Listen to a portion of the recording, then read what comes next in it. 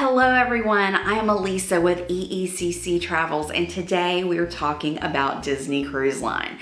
So recently we did a video comparing all the other cruise lines out there and we did not include Disney, and we got a lot of comments. Where's Disney? What about Disney? Why didn't you talk about Disney? The reason is it doesn't compare to any of the other cruise lines. It kind of stands on its own. Of course, it's a cruise, so there's some comparisons, but I really truly feel that the experience you're gonna get on a Disney cruise is not like any other cruise you're ever going to take. So in this video, we're gonna talk about tips that will help you choose if Disney Cruise Line is the right cruise for you, or if you've already made that decision and have your cruise booked, how to have the best cruise ever. So number one, this is different, okay? So people who have cruised before are gonna have an idea of what cruising should be. Keep that in the back of your mind, but be open to the fact that this is Disney, okay?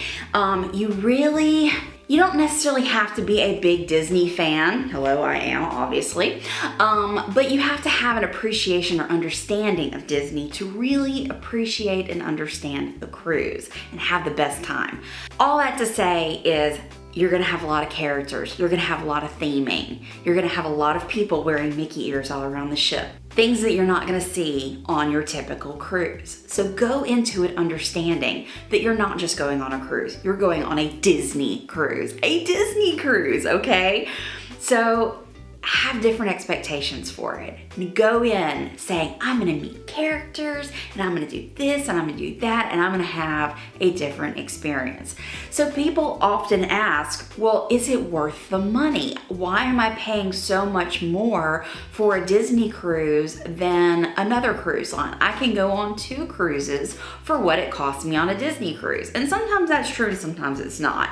But again, it's the experience. You know, if you go to Disney World, you know that's a different experience than going to Six Flags, right? So go into it with the same frame of mind. Go into it knowing you're going for an experience.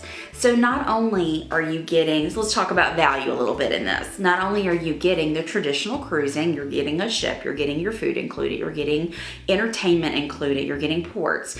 You're getting, on top of all of that, a very high level of service. So I know other cruise lines do great with service too, but you know, if you're a Disney person, that Disney goes above and beyond. And I can tell you, we definitely experienced this on our Disney cruise. But you're also getting those character interactions. You're getting the deck parties with the characters, and I'll get into the details, but go into it knowing it's an experience, okay? All that to be said, are you ready for Mickey? Are you ready for Minnie and all the other characters? I hope so. Tip number 2, pack your Mickey ears, your Disney t-shirts, and potentially costumes. So if you're doing a Caribbean cruise, you're going to have a Pirates Night. You're gonna have, it's called Pirates in the Caribbean. It is spectacular. It is all in theming, okay? So there were many adults dressed up, but there were a lot of kids. And if you're bringing kids with you, think ahead of time and buy them a pirate costume. You can get them year-round on Amazon, so you don't have to wait for Halloween. That's what we did for the girls that went with us, and they were so cute and they loved it and they fit in so well. If you don't bring a costume, everybody gets a bandana that says Pirates in the Caribbean. So you can go as in or as out as you want to with this. But Pirates Night is the, what do you call it? Like one of the highlights of the cruise. It's gonna start as soon as you get back on the ship for port. If you're going to the Bahamas, then you're gonna have a stop at Castaway Cay, and typically Pirate Night will be on that night. So as soon as we got back on board, we got dressed, we were getting ready for dinner. When you go to dinner, the dinner's themed for pirates. You have a pirate-ish menu. All of the waiters are wearing their pirate garb. We happened to look up and be an animator's palette, so the entire restaurant had a pirate theme to it. Very cool. And then after that, then you start with the events. There's a deck party. Then there's another deck party, and then there's fireworks. Disney Cruise Line is the only cruise line that does fireworks at sea. So very cool. It's one of those things, be prepared for it because it's worth the preparation to, especially if you've got those little kiddos going with you, if they are looking around and seeing all the other kids in their pirate costumes and they don't have one, you know, you can buy them on board.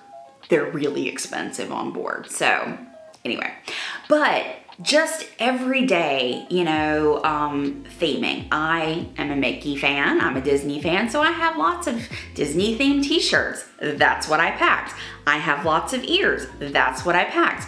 So go in, you're gonna pack a little different for a Disney cruise than you would a traditional cruise if you're embracing the entire Disney experience. Next up, you're gonna meet a lot of characters.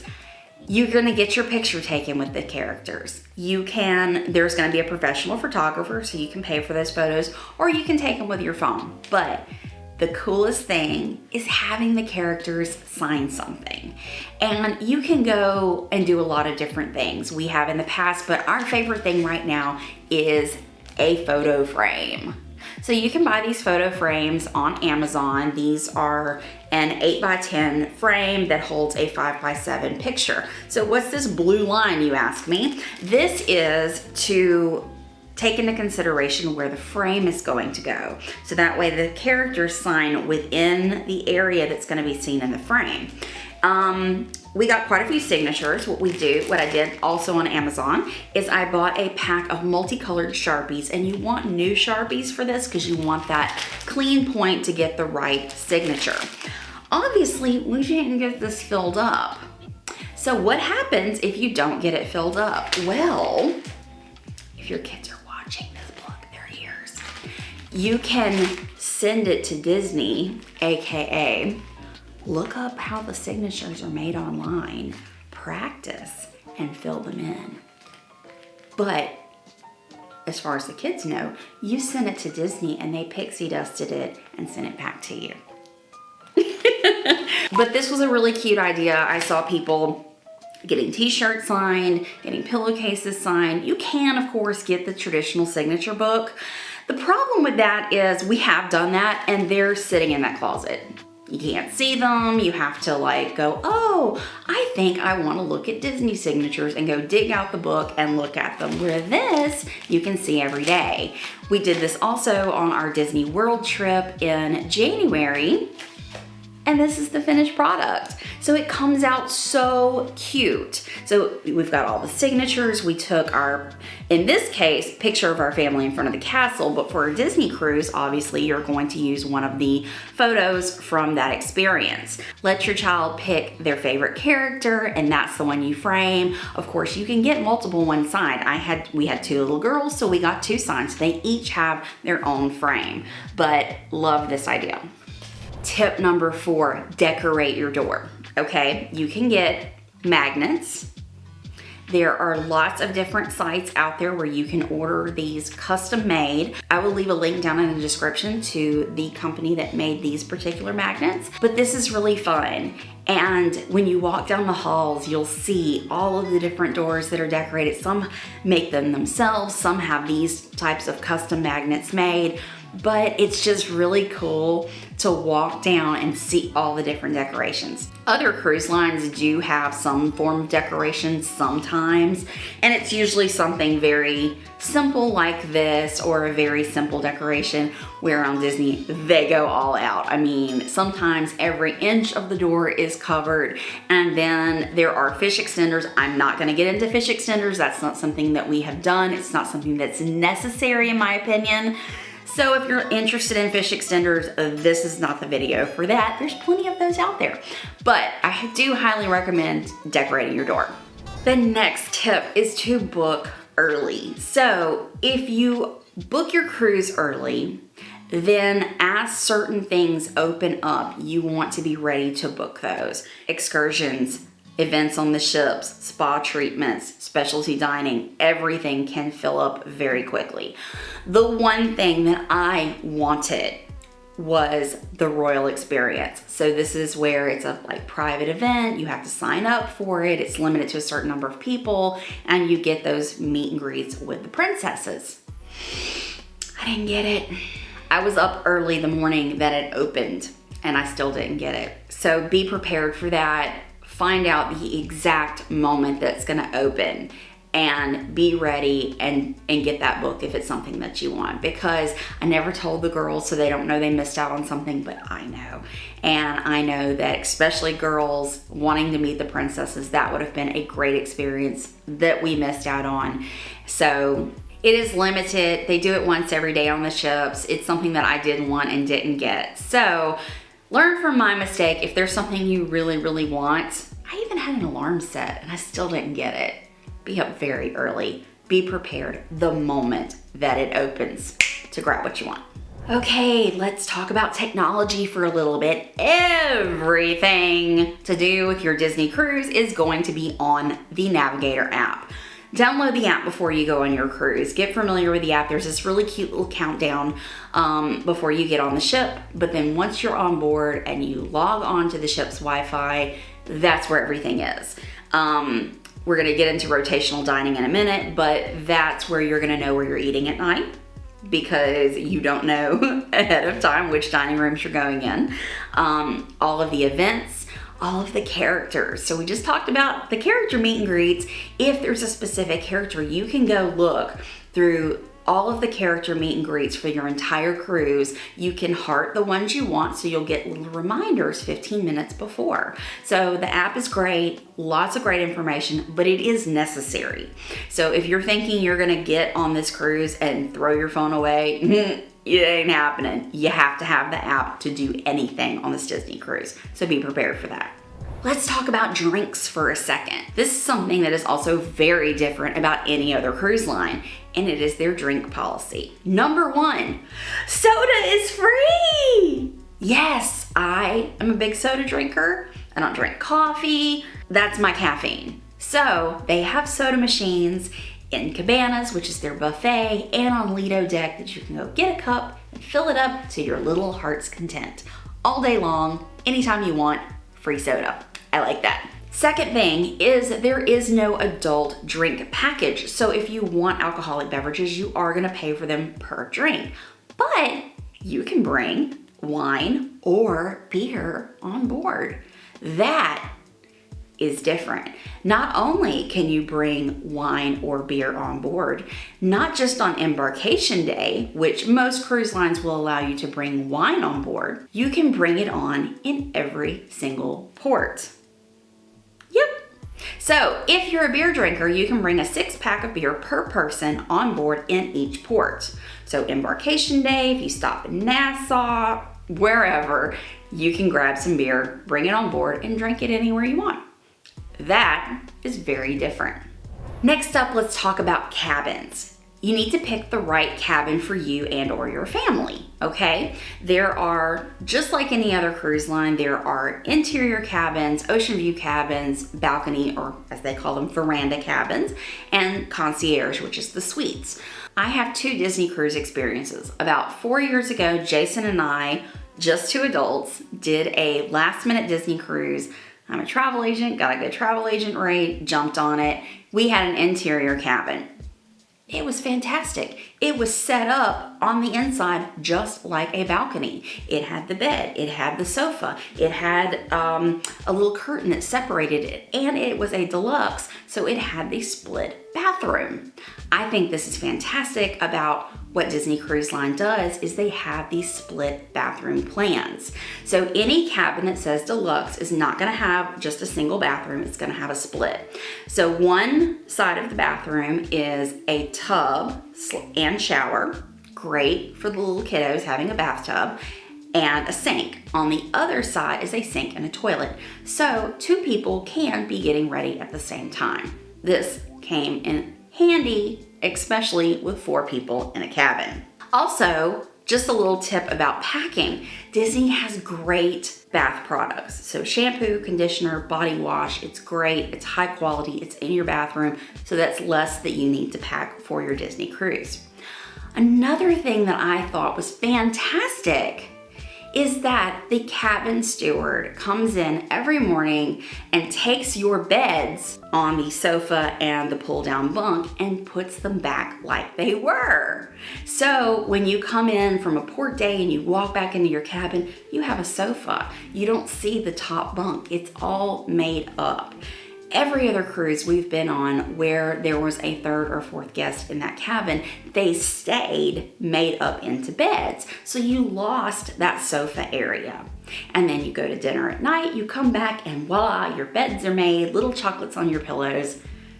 The girls just absolutely loved it for that experience, but I loved it also because it was giving us that living space back during the day or while we were trying to get ready for dinner. We weren't having to sit on someone's bed when we needed somewhere to sit. I really liked that.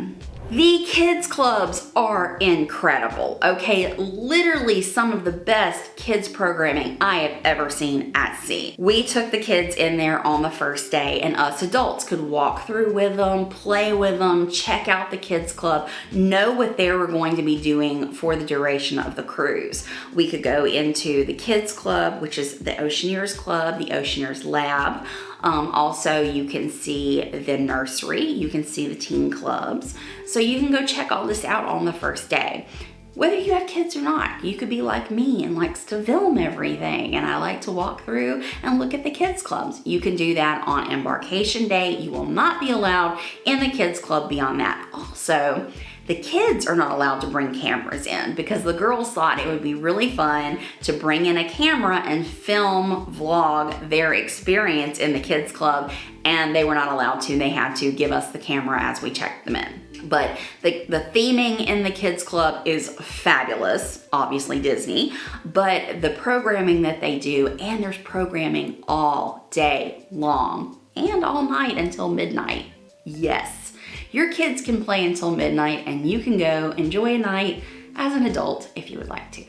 Which leads me into the next tip is enjoy the adult only areas. This is a huge surprise in that Disney, who is known for children and families, has some of the best adult only areas I've seen on a cruise. They have their own private pool area. It's a very beautiful pool. It's got hot tubs, nice loungers. It's got its own bar. It's got its own coffee cafe. You could go, if you were adults traveling without children, you could go a big chunk of your cruise and not see any kids if you didn't want to. The adult only area is very nice. So that's the pool deck, but there's also indoor areas, lounges, areas like that are adults only and kids are not allowed. So take advantage. Those kids want to spend time in the kids club. Trust me. Drop them off at kids club and go enjoy being an adult. Next up is to understand how dining works on a Disney cruise. They have what is called rotational dining, so this is different. When you arrive on the ship and you get on your app, you're gonna see where you're dining each night. There are 3 main dining rooms on each ship.